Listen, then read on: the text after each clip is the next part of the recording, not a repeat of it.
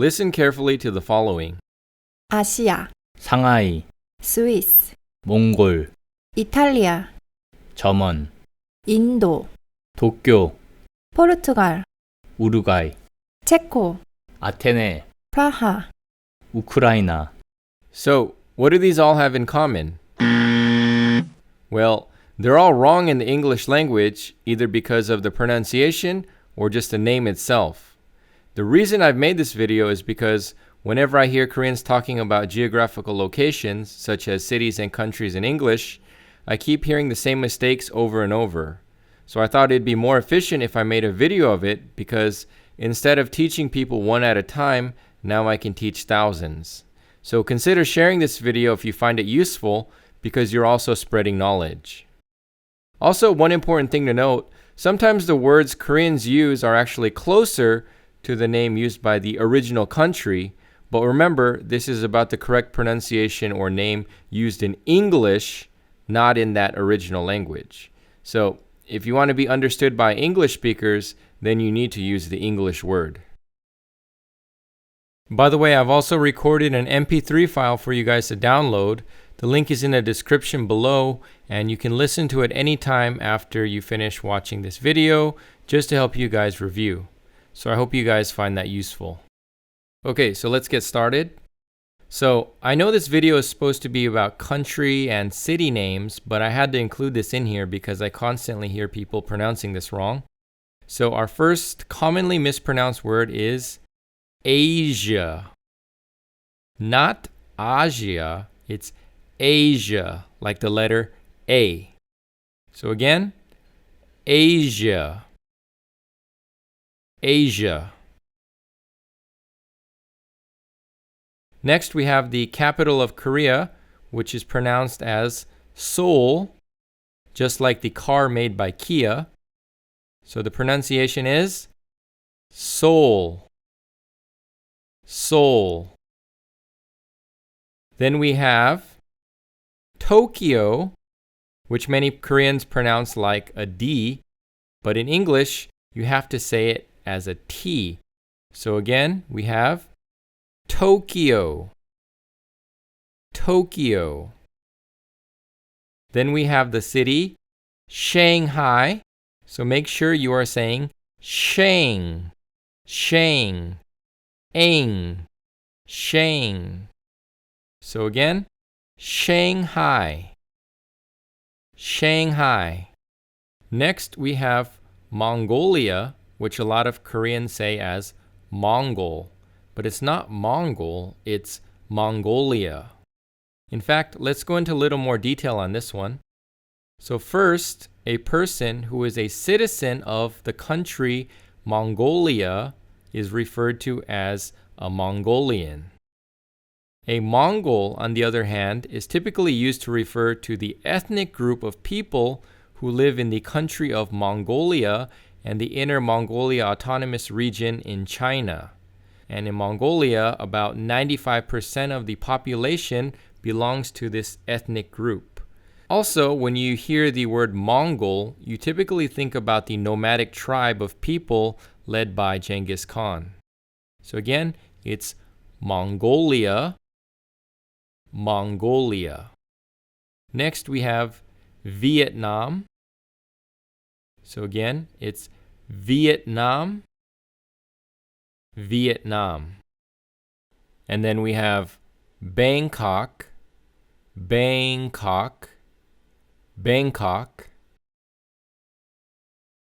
Then we have the Philippines, the Philippines. I also want to briefly mention that it's Southeast Asia, not East-South, 동남, as they say in Korean. So remember, it's South first, and then it's East. So Southeast Asia, Southeast Asia. Next, we have India, not Indo. So it's India, India. Then we have Iraq, which can be pronounced in multiple ways. The first few ways might be familiar to you. Iraq, Iraq, or Iraq, Iraq. But the one you might not be familiar with is Iraq. I think only Americans say it this way, as Iraq, Iraq. However, I think most journalists avoid saying Iraq and instead they say Iraq or Iraq. The same thing applies to Iran, so you're probably familiar with these two pronunciations. Iran, Iran, and Iran, Iran. But again, some Americans pronounce it as Iran, Iran. Next, we have the capital of Greece, which is Athens. Most of the time when I say Athens, Koreans have no idea what I'm talking about. So again, the pronunciation is Athens, Athens. Now let's move on to Europe. So our first country is Portugal.